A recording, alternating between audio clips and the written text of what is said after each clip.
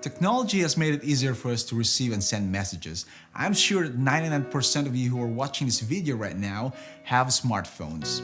What do you do when you receive an important message that you know could also benefit others? Do you keep it to yourself or do you share it?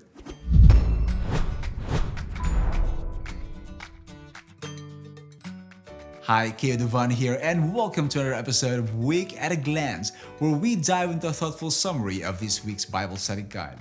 If this is your first time joining us, I'm glad you found us. Welcome to our community. And for our regular viewers, thank you so much for joining us each week. In this episode, we will talk about a message worth sharing. And this is the message of Jesus before he comes back the second time.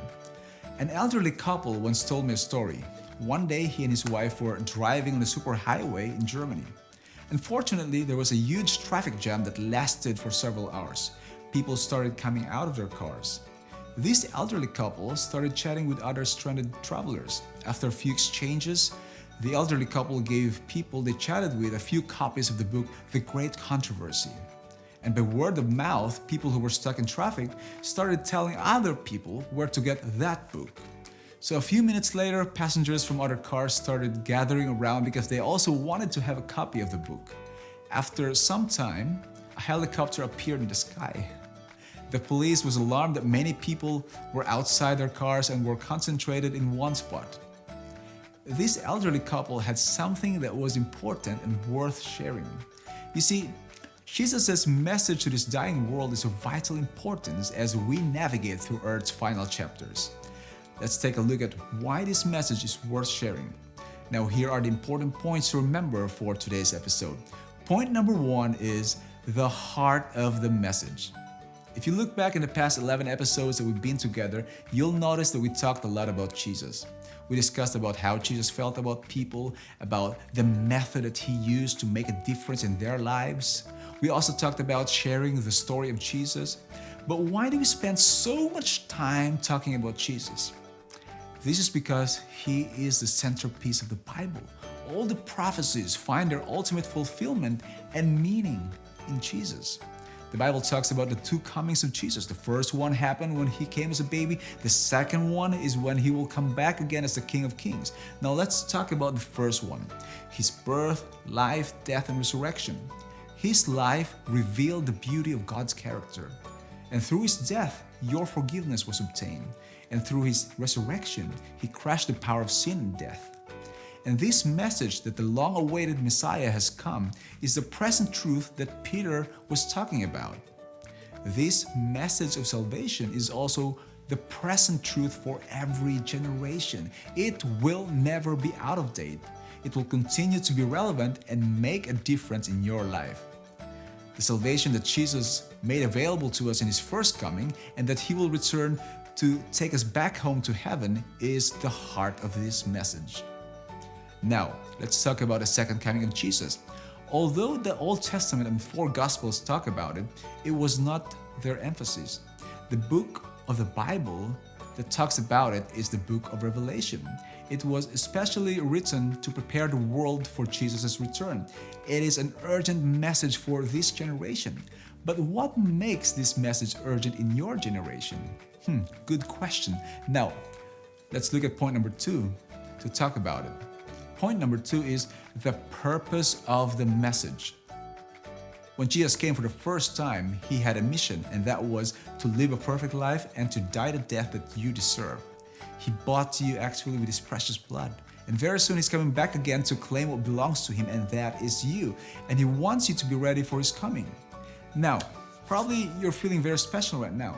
But aside from you, he also wants your parents, your siblings, your kids, your friends, and your neighbors to be ready. He wants them to become a part of the people that he will bring back to heaven. Right from the start, God has sent messengers with messages to prepare people for what was going to happen.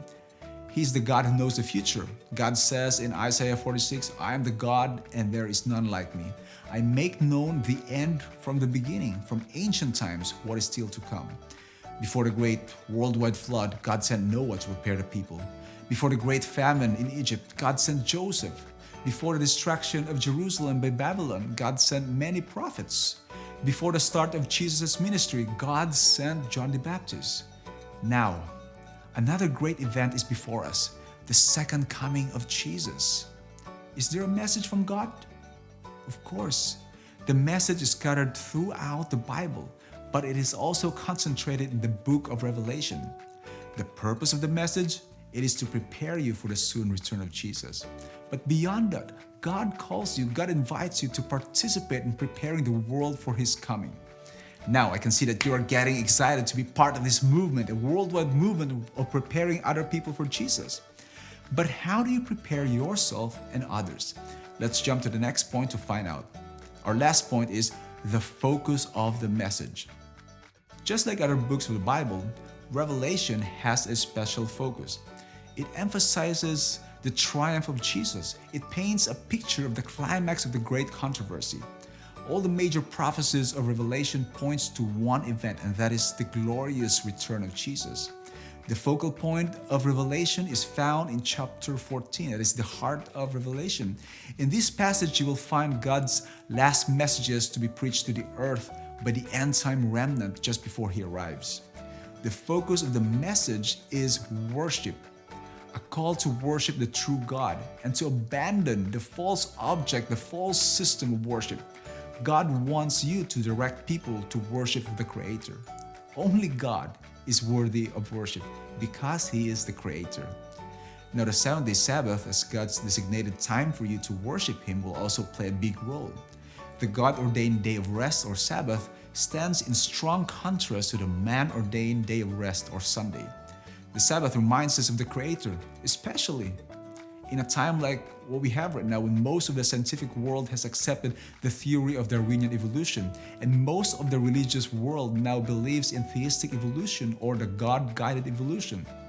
The focus of the message found in the three angels' messages is to present the gospel in an end-time setting that meets the heart needs of a postmodern generation desperate for belonging, identity, community, purpose, fairness, justice, compassion, and worth. The message of Revelation is the story of Jesus, and it is worth sharing because His ministry didn't end when He went back to heaven. The story continues, and the next time He goes back to heaven, you and I are going with Him. The story of the elderly couple who shared many books during a traffic jam is very dear to me because it is the story of my wife's grandparents.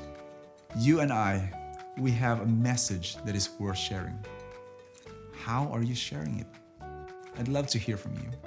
In summary, here are the different points that we talked about in today's episode on a message worth sharing. The first one, the heart of the message. Point number 2, the purpose of the message. And point number 3, the focus of the message. If you find this episode helpful, then please share it with a friend who wants to know about Jesus' final message to a dying world. Spread the word and change lives one message at a time. And if you want to know more about sharing the story of Jesus, then click on this video right here. Share the message of Jesus, be a witness for God. This is again Dovann for Week at a Glance, and I'll see you again next week.